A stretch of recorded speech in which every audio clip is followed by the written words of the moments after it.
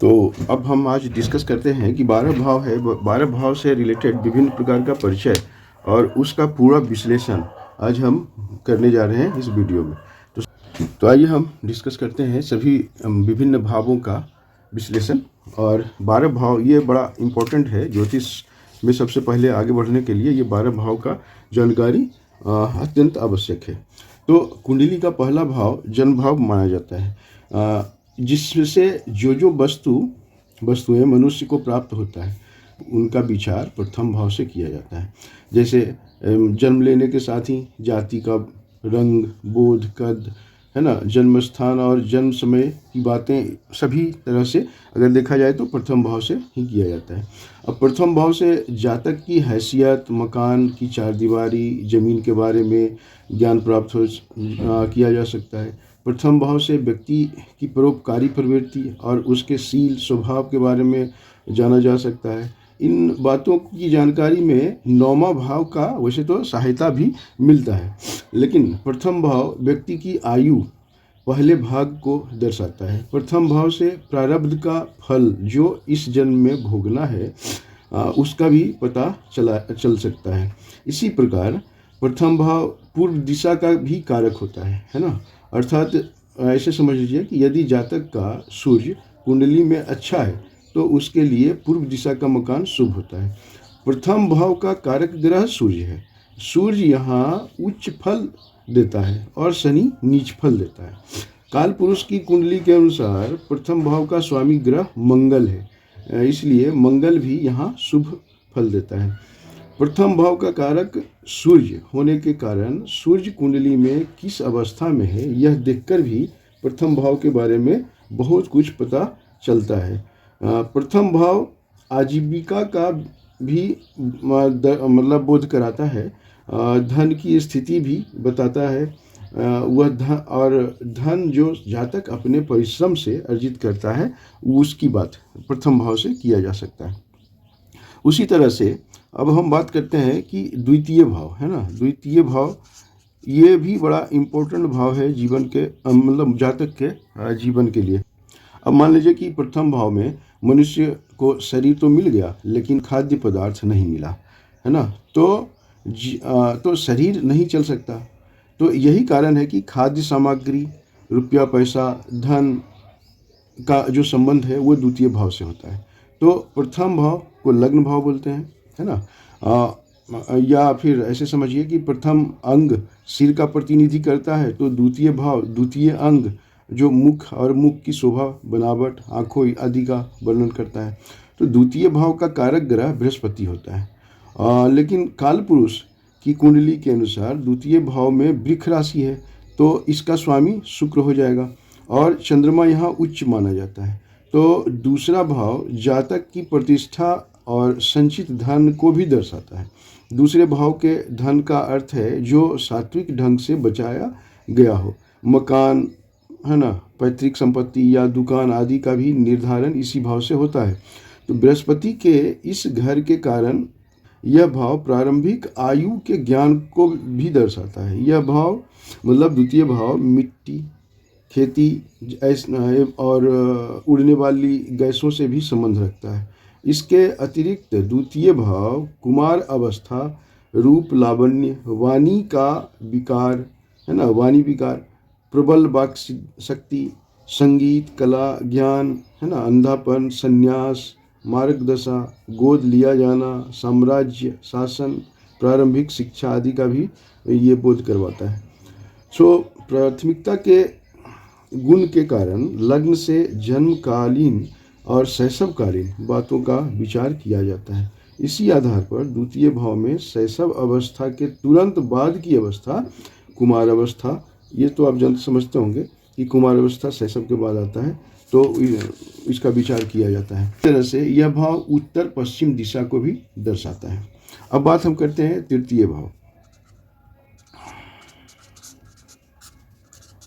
तृतीय भाव को परिश्रम मतलब का भाव कहते हैं। तो अब ऐसे समझिए कि बिना परिश्रम न तो धन उत्पन्न होता है और नहीं तो मतलब ये टिक सकता है। इसलिए तृतीय भाव परिश्रम, बल, बाहु, पराक्रम आदि का है।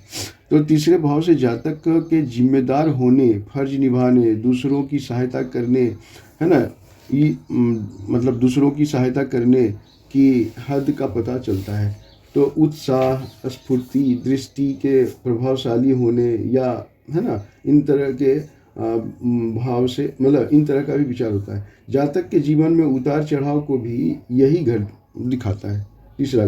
तीसरे घर का कारक ग्रह मंगल एवं राशि स्वामी बुध ग्रह है, परंतु मंगल का ज़्यादा अधिकार होने के कारण बुध यहाँ शुभ फल नहीं देता है, क्योंकि मंगल बुध को कमजोर कर देता है। यही भाव दक्षिण दिशा को व्यक्त करता है। यह भाव मतलब तृतीय भाव में मेष, वृश्चिक और मकर राशि का मंगल अति शुभ होता है। तीसरे भाव से छोटे भाई बहनों का पता चलता है। यदि यह भाव शुभ होगा तो भाई बहन से संबंध और उसकी आर्थिक स्थिति भी अच्छा होगा। रिश्तेदारों की आर्थिक स्थिति भी ये इस भाव से दर्शाया जा सकता है। मकान के अंदर रखे सामान को भी यह भाव दर्शाता है। यदि इस भाव में अशुभ ग्रह हो तो जातक को परिश्रम का पूरा फल कभी नहीं मिलता है। तृतीय भाव आँख की पलकों, जिगर, खून की मात्रा और खून में ऑक्सीजन की मात्रा एवं अन्य प्रकार के रक्त दोषों को भी बताता है। ये तीसरा भाव जातक की आयु मीन्स, है ना, को भी दर्शाता है। इसी तरह से हम चतुर्थ भाव की बात करें तो शरीर धन परिश्रम, ये सब तो साथ मिल गया। जब कार्य करने की रुचि और भावना हो, है ना, तो चतुर्थ भाव के बारे में अब डिस्कस करते हैं कि शरीर, धन और परिश्रम तभी सार्थक है जब कार्य करने की रुचि और भावना हो। इसलिए कामनाओं का विचार कुंडली के चतुर्थ भाव से किया जाता है। तो काल पुरुष के चतुर्थ अंग वक्षस्थल और हृदय से भी इसका संबंध है। इस भाव में कर्क राशि पड़ती है ना, इसलिए चंद्रमा चतुर्थ भाव का स्वामी है। बृहस्पति इस भाव में उच्च फल देता है।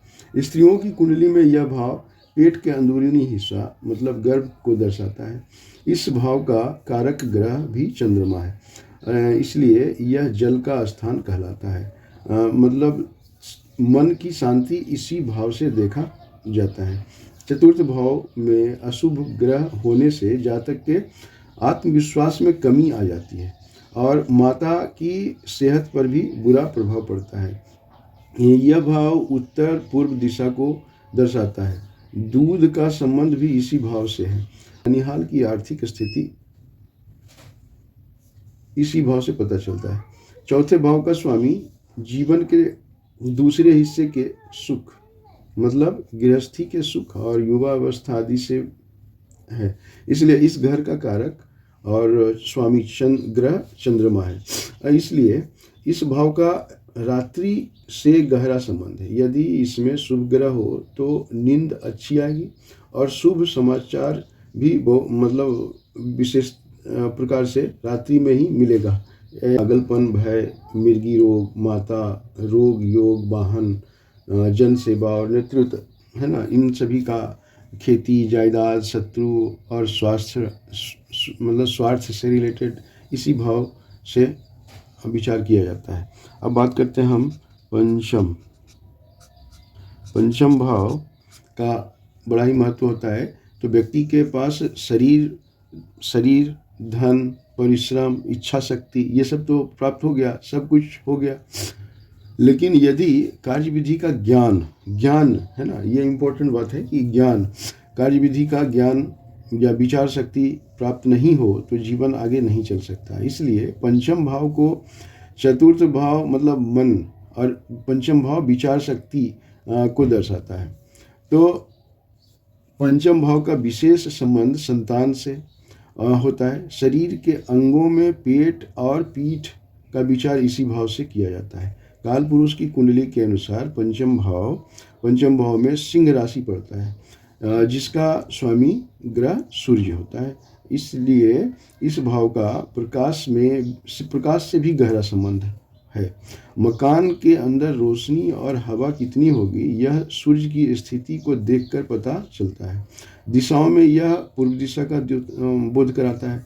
इस भाव का स्वामी सूर्य है, इसलिए चमक विशेषतया जातक के जीवन में स्थान रखती है। जैसे संतान एक सुखमय गृहस्थ के जीवन का तेज है, भाग्य एवं कमाई की चमक इत्यादि, है ना। तो यदि इस भाव में अशुभ ग्रह हो तो उपयुक्त सभी परेशानियां का यदि इस भाव में अशुभ ग्रह हो तो विभिन्न प्रकार का परेशानियों का कारण भी बन जाता है। बृहस्पति इस भाव का कारक है, अतः विद्या, ज्ञान और मानसिक प्रभाव भी देखा जाता है। मानसिक चेतना, मन की ईमानदारी, लोगों के दिल में जातक के लिए सम्मान भी इसी भाव से देखा जाता है। इसके अतिरिक्त जातक के इष्ट देव, मंत्री पद, पुत्र प्राप्ति, प्रेम या मनोरंजन, प्रतियोगिता परीक्षाएं या लॉटरी, सट्टा से धन, राजयोग और राजयोग इत्यादि का भी इस भाव से देखे जाते हैं। या फिर आकस्मिक धन, अचानक धन प्राप्त करने से रिलेटेड भी योग इसी पंचम भाव से देखा जाता है। उसी तरह से अब बात करें हम षष्ठ भाव। षष्ठ भाव भी जीवन में इम्पोर्टेंट है जानना। तो यह अब समझ लीजिए कि शरीर, धन, परिश्रम, इच्छा शक्ति, फिर विचार शक्ति सब कुछ हो, लेकिन मनुष्य सांसारिक विरोधी शक्तियाँ या अड़चने या कठिनाई से बाहर नहीं निकल सके तो इसका कुशलता एवं सफलता नहीं प्राप्त हो सकता है। इसलिए षष्ठ भाव को कठिनाइयों, अड़चन और या शत्रुता का स्थान माना गया है। तो छठा भाव शत्रु स्थान कहलाता है। अन्य जाति और विदेशी वस्तुओं का विचार भी इसी भाव से होता है। ऋण का संबंध भी इसी भाव से है, क्योंकि कर्ज हमेशा हम अपनों से नहीं परायों से लेते हैं। शत्रु का पहला काम चोट पहुंचाना और चिंता देना है। दोनों ही रोग के स्वरूप हैं, इसलिए रोग भी इसी भाव से देखा जाता है। घर के अंदर स्टोर रूम या तहखाना इसी भाव से इसी श्रेणी में आता है। तो जातक के अंदरूनी अंग जैसे आंत, कमर, पुट्ठे आदि इस भाव से के अंतर्गत आते हैं। तो काल पुरुष की कुंडली के अनुसार इस भाव में कन्या राशि पड़ता है, इसलिए यह भाव इस भाव का स्वामी और कारक ग्रह बुध होता है। तो शुक्र यहाँ नीच फल देता है। शरीर की गर्मी या रूखापन और दूरदर्शिता इसी भाव से देखी जाती है, क्योंकि बुध त्वचा और बुद्धि दोनों का प्रतिनिधित्व करता है। बुध ग्रह के कारण इसे व्यापार का भाव भी माना जाता है। तो छठा भाव अपमान का भी, अवनति और भाग्य में गिरावट को भी दिखाता है। इसके अतिरिक्त इस भाव से विपरीत राजयोग, चोट का योग, चोरी का योग, हिंसात्मक प्रवृत्ति और मामा के संबंध में विरोध एवं विशेष कष्ट को जाना जा सकता है। तो इस तरह से विचार हम लोग करते चले आगे। तो इसी तरह से फिर अब हम सप्तम भाव की बात करते हैं, है ना। अब सब कुछ हो तो गया। जैसे यदि मनुष्य में मीन्स वीर शक्ति और दूसरों से मिलकर चलने की इच्छा शक्ति ना हो तो वह संसार में असफल समझा जाएगा। इसलिए जीवन साथी, भागीदार, है ना, आदि का विचार सप्तम भाव से किया जाता है। काल पुरुष की कुंडली के अनुसार सप्तम भाव में तुला राशि पड़ता है, इसलिए शुक्र ग्रह इस भाव का स्वामी और कारक भी होता है। व्यापारिक भागीदारी के कारण बुध ग्रह भी इस भाव का कारक होता है। तो इस भाव में शनि ग्रह उच्च फल देता है एवं सूर्य ग्रह नीच फल देता है। इस भाव को मैदानी संसार कहा जाता है, क्योंकि यह जीवन का वह क्षेत्र होता है जिसमें काम एवं संपत्ति के बारे में जातक संघर्ष करता है। इस भाव से मतलब सप्तम भाव से जातक के जन्म स्थान, जन्म समय के स्थान के बारे में जाना जा सकता है। इस भाव से जातक के जन्म समय के स्थान के बारे में जाना जा सकता है। यह भाव विशेष तौर पर पत्नी का कारक, मतलब स्त्री की कुंडली में पति का कारक होगा तो होता है, इस तरह से समझना चाहिए।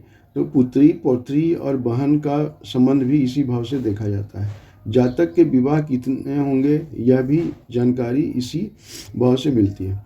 इस भाव का संबंध दूरदर्शिता से है। पूर्व जन्म के भाग्य का कितना अंश हम इस जन्म में लेकर आए हैं, यह सातवें भाव में उपस्थित ग्रह के शुभ और अशुभ होने से पता चलता है।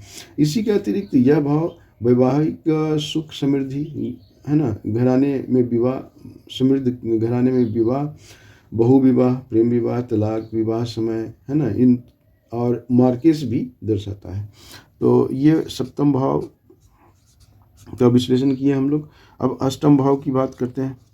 अष्टम भाव तो मनुष्य के मतलब इन सभी गुण और मोक्ष प्राप्ति की साधनाएं निष्फल हो जाएंगी यदि वह दीर्घायु नहीं हो। इसलिए आयु का विचार अष्टम भाव से किया जाता है। तो अष्टम भाव जातक के जीवन में आने वाला अशुभ हालत और मुसीबतों को दर्शाता है। अष्टम भाव जातक की आयु का पता चलता है ना, अष्टम भाव से। तो इस भाव को संन्यास अवस्था का भाव भी कहा जाता है, क्योंकि इसका कारक शनि ग्रह होता है। अब काल पुरुष की कुंडली के अनुसार अष्टम भाव में वृश्चिक राशि पड़ती है, जिसका स्वामी मंगल होता है। इसलिए मंगल भी इस भाव में कारक माना जाता है। जातक का मकान अच्छी होगी या बुरी, किस जगह पर होगा, यह इस भाव से पता चलता है।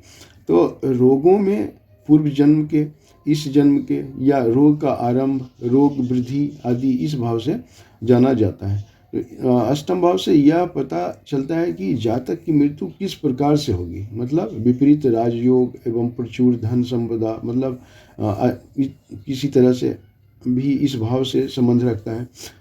विपरीत राजयोग और प्रचुर धन संपदा भी इस भाव से संबंध रखता है। अष्टम भाव गूढ़ रिसर्च करने वाला भाव होता है। खतरों में पड़कर ही खोज और आविष्कार होते हैं। इसलिए अष्टम भाव से पत्नी या पति की वाणी का पता भी चलता है।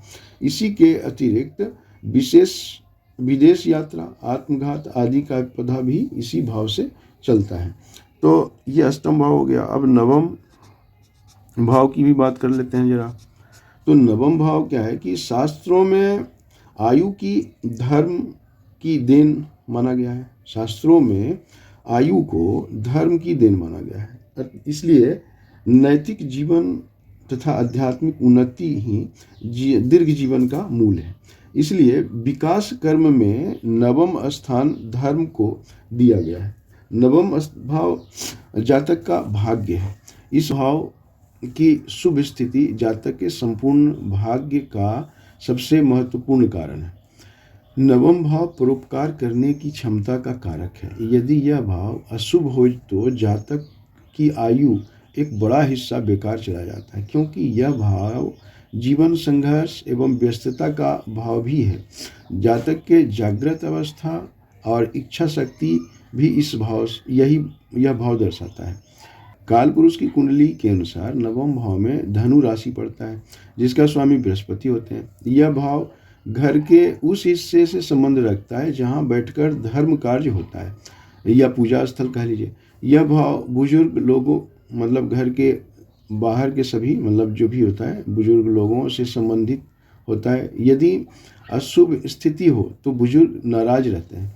जातक के उसके पिता से संबंध, लाभ और आर्थिक स्थिति का पता चलता है।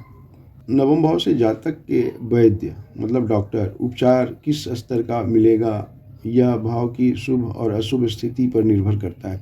इसके अतिरिक्त राज्य उपभोग का योग या प्रभु कृपा, राजयोग, है ना, इत्यादि का भी होता है विचार।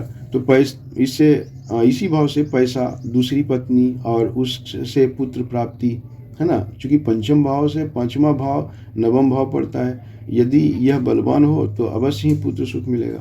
तो इस तरह से नवम भाव को देखा जाता है। फिर अब हम बात करें दसम भाव। तो दसम भाव चूंकि ऐसे समझना चाहिए कि निस्वार्थ जीवन शैली तथा परोपकार में कर्म बिना धर्म टिक नहीं सकता। इसलिए कुंडली विकास क्रम में कर्म का स्थान 10वां रखा गया है। 10वां भाव जातक के कार्य क्षेत्र को प्रदर्शित करता है। इसका संबंध राज्य, व्यापार एवं नौकरी में कैसे लोगों से सामना होगा और उनके साथ कैसा संबंध होगा, इस बात का विचार किया जाता है। दसम भाव शुभ कर्मों के साथ जीवन का भी भाव है। इसलिए दसम भाव केंद्र, जैसे 1, 4, 7, 10 भाव होता है, 4 भाव में केंद्र में होने के कारण इसका प्रभाव लग्न पर पड़ता है, क्योंकि लग्न आजीविका बतलाता है और लग्न पर पाए गए प्रभाव द्वारा आजीविका की सिद्धि दसम भाव के ग्रहों द्वारा मतलब युक्त होता है। इस भाव के शुभ होने से व्यवसायिक क्षेत्र में सफलता आसानी से मिलती है। पिता की आर्थिक स्थिति का पता दसम भाव से ही किया जाता है। तो काल पुरुष की कुंडली के अनुसार दसम भाव में मकर राशि पड़ता है, जिसका स्वामी शनि है। तो मंगल ग्रह इसमें उच्च फल देता है और बृहस्पति ग्रह नीच फल देता है। सूर्य इस भाव का कारक ग्रह है। तो शरीर के बारे में यह भाव स्वास्थ्य से संबंध रखता है। इस भाव से श्वास रोग और खांसी का पता चलता है। जातक को कितना यश मिलेगा, कितना अपयश मिलेगा, यह भाव बतलाता है। जातक मानसिक अवस्था के कर्मों में होशियारी, चालाकी और दूसरों को धोखा देते हैं। शुभ अशुभ कर्मों का पता भी इसी भाव से चलता है। तो इसके अतिरिक्त इस भाव से साम्राज्य योग, जीवन की ऊंचाई, राज्य कृपा और शुभ कर्म भी देखे जाते हैं। अब एकादश भाव की बात करते हैं। शुभ और यज्ञ इत्यादि कर्म का और निष्ठा की हद तक पहुंचना, जहां शुभता और वास्तविक और पूर्णतया प्राप्त होता है। तो एकादश भाव द्वारा प्राप्ति स्थान का कार्य है। इस प्रकार कुंडली विकास क्रम में अगर एकादश भाव की प्राप्ति स्थान की संज्ञा दी गई है, मतलब आय का भाव का, प्राप्ति, आय, आमदनी आदि सब अलग अलग शब्द हैं, लेकिन अर्थ एक ही है। इस भाव का अब मतलब अपॉर्चुनिटी भी कहा जाता है इस भाव को। यदि यह भाव शुभ हो तो जातक जीवन में शुभ अवसर हमेशा प्राप्त करता है। एकादश भाव किस्मत की ऊंचाई का कारक है। जातक अपने जीवन में किस बुलंदी तक पहुंच सकता है, यह भाव बतलाता है 11वां भाव। एकादश भाव लालच का भी प्रतीक है। जातक दूसरों की परवाह किए बिना किस सीमा तक अपना लाभ कर सकता है, यह भाव दर्शाता है। काल पुरुष की कुंडली के अनुसार एकादश भाव में कुंभ राशि पड़ता है, जिसका स्वामी ग्रह शनि है और कारक ग्रह बृहस्पति होता है। कुछ सीमा तक शनि भी कारक है। शरीर की सक्रियता को भी यह भाव दर्शाता है। रिश्तों में यह बड़े भाई बहनों का कारक है। शरीर में यह बाएं हाथ को दर्शाता है। इसके अतिरिक्त एकादश भाव से ससुराल से धन प्राप्ति, बड़े भाई की स्थिति, हवाई यात्रा, हिंसक प्रवृत्ति, चोट के योग, माता और बहनों के सुख में कमी, बाहुल्यता, राज्य का अर्थ और गृह की मूल्य वृद्धि का भी पता चलता है। इस तरह से एकादश भाव तो हो गया। अब द्वादश है ना, ये भी जानना उचित होगा। द्वादश भाव की बात करें तो सब कुछ पाने के बाद मनुष्य के जीवन में मोक्ष प्राप्ति ही रह जाता है। इसलिए विकास क्रम में मोक्ष प्राप्ति को द्वादश स्थान दिया जाता है। द्वादश स्थान में भोग स्थान और व्यय स्थान की संज्ञा भी दी जाती है।